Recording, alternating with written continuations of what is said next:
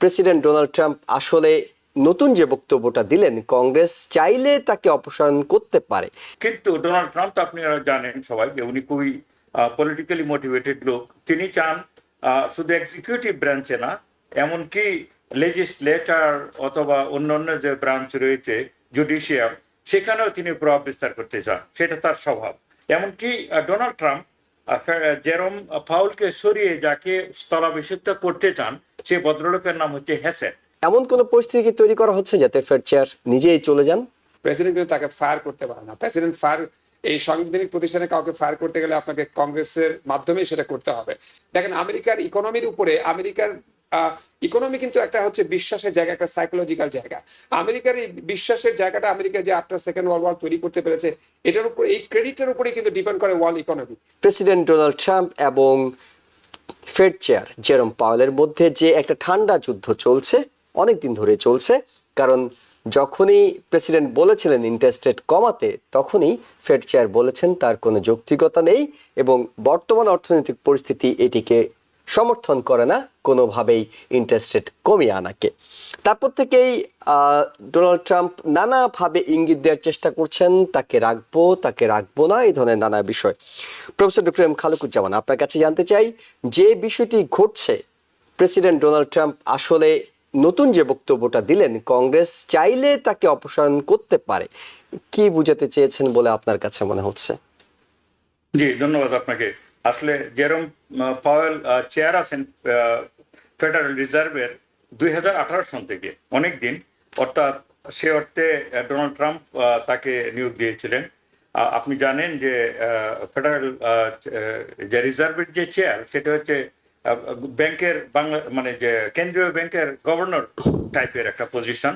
এটা ইন্ডিপেন্ডেন্ট, এটা নমিনেশন দেয় প্রেসিডেন্ট, কিন্তু এটাকে আপনার অ্যাপ্রুভ করতে হয় সেনেটের মাধ্যমে। সুতরাং এটা একটা ইন্ডিপেন্ডেন্ট এন্টিটি আমেরিকাতে। এটা ইন্ডিপেন্ডেন্ট আছে বলেই অনেকেই মনে করে যে এটা একটা খুব একটা ভালো একটা মানে নীতিমালা আমেরিকাতে আছে, যে ফেডারেল গভর্নমেন্ট রিজার্ভ ব্যাংকের তিনি ইন্ডিপেন্ডেন্টলি সব ডিসিশন নেন, পলিটিক্যালি মোটিভেটেড হয়ে না। কিন্তু ডোনাল্ড ট্রাম্প তো আপনারা জানেন সবাই যে উনি খুবই পলিটিক্যালি মোটিভেটেড লোক। তিনি চান শুধু এক্সিকিউটিভ ব্রাঞ্চে না, এমনকি লেজিসলেচার অথবা অন্যান্য যে ব্রাঞ্চ রয়েছে জুডিশিয়াল, সেখানেও তিনি প্রভাব বিস্তার করতে চান। সেটা তার স্বভাব।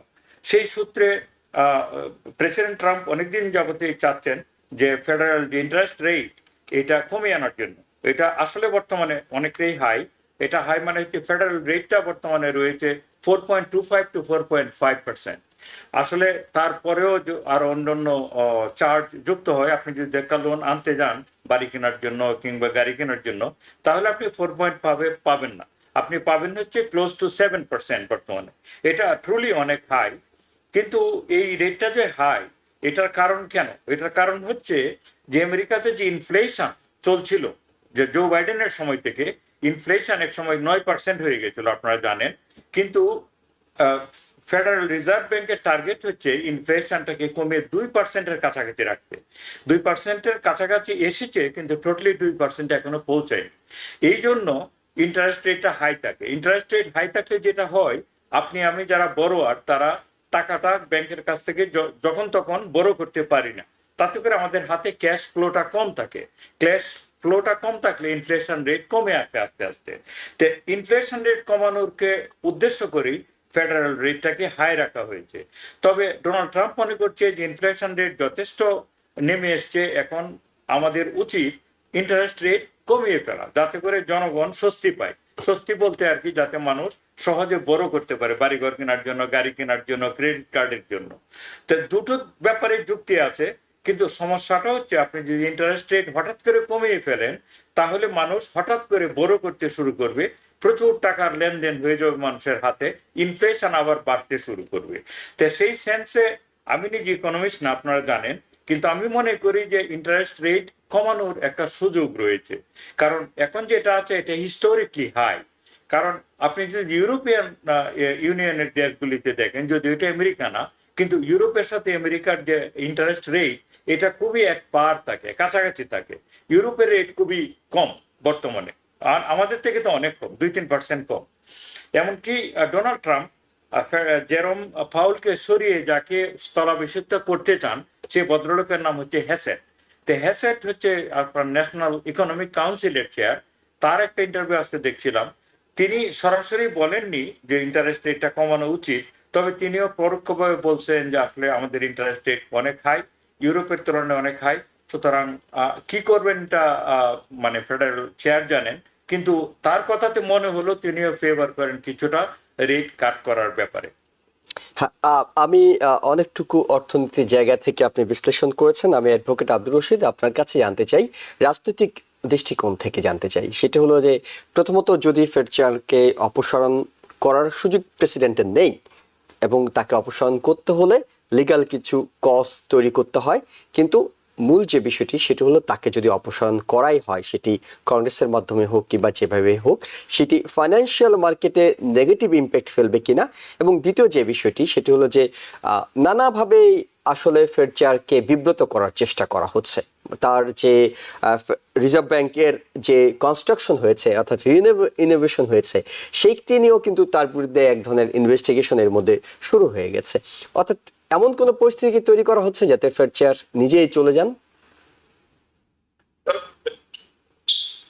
আমেরিকার বর্তমান রাজনীতিতে আমরা যেভাবে করে সো কমপ্লেক্সিটি অ্যান্ড কমপ্লেসেন্ট দেখি আমরা, এটা আসলে আমাদেরকে অনেক ভাবিত করে। বিশেষ করে আপনি জানেন যে since Donald Trump become the president of this country, সবকিছুর নিয়ে তার সবসময় একটা লাইমলাইটে থাকা এবং আলোচনা করা, এই প্রভাব তার মধ্যে সরাসরি বিদ্যমান এবং এটা আমরা হরহামেশাই দেখি এবং মাঝে মাঝে আমরা হাসিও, আবার মাঝে মাঝে অনেক ডিসিশন যে একবারে বেঠিক হয় তা কিন্তু না। তো ফেডারেল চেয়ারম্যান জেরোম পাওয়েল তিনি কিন্তু মানে সেটা একটা কনস্টিটিউশনাল একটা পদ এবং কনস্টিটিউশনাল পদ এবং এটা আমেরিকান গভর্নমেন্টের একটা অটোনমিক বডি। এখানে কিন্তু নিয়োগ দেওয়া যায় কিন্তু কংগ্রেসের মাধ্যমে, প্রেসিডেন্ট সেটাকে অ্যাপ্রুভ করে, কিন্তু প্রেসিডেন্ট কিন্তু তাকে ফায়ার করতে পারে না। প্রেসিডেন্ট ফায়ার, এই সাংবিধানিক প্রতিষ্ঠানে কাউকে ফায়ার করতে গেলে আপনাকে কংগ্রেসের মাধ্যমেই সেটা করতে হবে এবং এটা খুব ডিফিকাল্ট। যদিও ডোনাল্ড ট্রাম্প, এখন কথা হচ্ছে ডোনাল্ড ট্রাম্প তো অনেক আনপ্রেসিডেন্টেড প্রেসিডেন্ট উনি স্থাপন করছেন, সুতরাং উনি যদি আবার নিজের প্রেসিডেন্সি এক্সিকিউটিভ পাওয়ার দিয়ে যদি তাকে আবার ফায়ার করেও ফেলেন, তাহলে সেটা কিন্তু আবার আমেরিকা ইতিহাসে নতুন একটা প্রেসিডেন্ট তৈরি করবে, যেটা আমরা অনেক কিছুতে ইদানিং কাল দেখেছি তার প্রেসিডেন্ট হওয়ার পর থেকে। তো যদি ডোনাল্ড ট্রাম্পকে প্রশ্ন করা হয়েছিল যে তিনি সেটা করবেন কিনা, তিনি অবশ্য পজিটিভলি উনি বলছেন যে না, এই মুহূর্তে তাকে ফায়ার করার কোনো প্ল্যান তার নেই। যদিও ডোনাল্ড ট্রাম্পকে বিশ্বাস করা খুবই একটা কঠিন, কারণ হচ্ছে আমরা জানি যে তিনি পর্দার আড়ালে এক কথা বলেন, আবার জনসম্মুখে মিডিয়ার সামনে আরেক কথা বলেন, আবার তিনি কি করবেন সেটা সবসময় আনপ্রেডিক্টেড থেকে যায়। যেটা ইরান ইসরায়েল মধ্যপ্রাচ্যের যুদ্ধ নিয়ে আপনি দেখেছেন যে ব্যাক এন্ড ফোর্থ, তখন অনেক কথাগুলো এক এক সময় এক এক ধরনের কথা, কন্ট্রাডিক্টরি কথা, সেগুলো আমরা শুনছিলাম। হাউএভার এখন কথা হচ্ছে যে তিনি পাওয়েলকে ফায়ার করতে চান, যেটা ডক্টর খালিকুজ্জামান স্যার খুব রাইটলি বলেছেন যে ট্রাম্প চান হচ্ছে ট্যাক্স কাট করতে, ট্যাক্স কাট করলে ইকোনমিতে যে পজিটিভ ইম্প্যাক্টটা তার রাজনৈতিক দলের জন্য যেটা সুবিধা তৈরি করবে, সেই সুবিধাটা উনি নিতে চান। কারণ তার জনপ্রিয়তা আপনি খুব দেখেছেন রিসেন্টলি একটা সিএনএন জরিপের মধ্যে, যে তার জনপ্রিয়তা কিন্তু 10 জনের মধ্যে 6 জনের কাছে তার জনপ্রিয়তা নেগেটিভ। 61% মানুষ তার এই যে বিউটিফুল বিলটা আছে সেটা কিন্তু অপোজ করে, এবং তার জনপ্রিয়তা অন্যান্য বিষয়ে কিন্তু বেশ নেমে এসেছে। যখন আর কি পলিটিক্যাল ব্যক্তিরা যখন তাদের জনপ্রিয়তা কমে আসে, রাজনৈতিক জনপ্রিয়তা কমে যায়, তখন তারা ওয়েপন খুঁজে কোন ওয়েপনটাকে তারা ইউজ করলে তার জনপ্রিয়তা আবার আসবে। কারণ তিনি তো সারা বিশ্বের সাথে এক ধরনের ট্যারিফ যুদ্ধ শুরু করে দিয়েছেন, যার ফলে এটা ইম্প্যাক্ট দেশের মধ্যে পড়ছে। দেশের মধ্যে যথেষ্ট পরিমাণ ম্যাটেরিয়ালস না আসার কারণে বাড়িঘর সবকিছু নতুন ভাবে তৈরি হচ্ছে না, মানুষের এখানে একটা অস্থিরতা আছে। আবার মনে করেন এরকমই একটা পরিস্থিতি যদি এই যে ফেডারেল ট্যাক্স কাট যেটা তিনি করছেন, দেখেন আমেরিকার ইকোনমির উপরে, আমেরিকার ইকোনমি কিন্তু একটা হচ্ছে বিশ্বাসের জায়গা, একটা সাইকোলজিক্যাল জায়গা। আমেরিকার এই বিশ্বাসের জায়গাটা, আমেরিকা যে আফটার সেকেন্ড ওয়ার্ল্ড ওয়ার তৈরি করতে পেরেছে, এটার উপর, এই ক্রেডিটের উপরে কিন্তু ডিপেন্ড করে ওয়ার্ল্ড ইকোনমি। অর্থাৎ সারা পৃথিবী কিন্তু বিশ্ব ব্যাংক, আইএমএফ এগুলোর মধ্যে দিয়ে যে লোনগুলো, এগুলো বেশিরভাগই কিন্তু পশ্চিমা বিশ্ব এবং আমেরিকার নেতৃত্বে এই লোনগুলো কিন্তু মানুষের দরিদ্র দেশগুলোর কাছে যায়। এবং এই যে আমেরিকার যে ক্রেডিটটা, এটা যদি কোনো কারণে একবার ক্ষতিগ্রস্ত হয়, এটা কিন্তু সারা বিশ্বে আমেরিকা, যেমন ইতিমধ্যে আপনি দেখেছেন ডলারের কিন্তু মান কিন্তু কমে গেছে, কিন্তু রিসেন্ট টাইমে অনেকগুলো দেশের কারেন্সি কম্পেয়ার করলে ডলারের দাম কিন্তু পড়ে গিয়েছে। যদি এমন হয়, আমেরিকার ক্রেডিট নষ্ট হলে কিন্তু এটা বিশ্ব ইকোনমিতে একটা বড় ধরনের হিট তৈরি করবে, এটা শেয়ার মার্কেটকে বড় ধরনের হিট তৈরি করবে, এটা আমেরিকার ইকোনমি এবং গ্লোবাল ইকোনমির মধ্যে কিন্তু একটা বড় ধরনের ঝড় কিন্তু নিয়ে আসবে। তো এখন আমরা যদি, এখন ডোনাল্ড ট্রাম্পের একটা সংখ্যার জায়গা হচ্ছে, তিনি যদি জেরোম পাওয়েলকে যদি ফায়ার করেন, তাহলে কিন্তু এটা বিশ্ব অর্থনীতির বা রাজনীতিবিদদের একটা সিগন্যাল দিবে যে আমেরিকার সরকার বা প্রেসিডেন্ট তিনি কাইন্ড অফ অটোক্র্যাটিক একজন, তিনি একজন মটোক্র্যাটিক ওয়েতে যাকে খুশি তাকে ফায়ার করতে পারেন, এবং ফেডারেল রিজার্ভের চেয়ারম্যানকেও তিনি ইচ্ছা করে যে কোনো সময় ফায়ার করতে পারেন, যদিও সেই পদটা হচ্ছে কনস্টিটিউশনাল পদ এবং এটাকে সরানোর জন্য কংগ্রেসের অ্যাপ্রুভাল রাখবে। তাহলে হবে কি, এটা সারা বিশ্বের মধ্যে কিন্তু একটা সিগন্যাল দিতে পারে যে আমেরিকা কিন্তু একটা অটোক্র্যাটিক রাষ্ট্রের দিকে অগ্রসর হচ্ছে। এর ফলে আমেরিকার ক্রেডিট বা আমেরিকার প্রতি যে বিশ্বাস, এই বিশ্বাসটার সাইকোলজি কিন্তু নিচে নামবে, এবং এটা যখন নিচে নামবে তখন কিন্তু আপনি জানেন যে শেয়ার মার্কেট যেটা গ্লোবালি, মানে আমেরিকা হচ্ছে centre point of the share market, এবং ক্রিপ্টো মার্কেট যেটা আমেরিকা হচ্ছে এই মুহূর্তে গ্লোবাল সেন্টার, এই ক্রিপ্টো মার্কেট এবং শেয়ার মার্কেট ইকোনমির মধ্যে কিন্তু একটা বড় ধরনের ওলটপালট তৈরি হতে পারে। এটা একটা বড় সংখ্যা, এবং সেটা কিন্তু আলটিমেটলি আমেরিকা এবং গোটা বিশ্বকে ক্ষতিগ্রস্ত করতে পারে। নিউ ইয়র্ক থেকে সম্প্রচারিত TVN 24 টেলিভিশন বিশ্বজুড়ে বাঙালির কণ্ঠস্বর।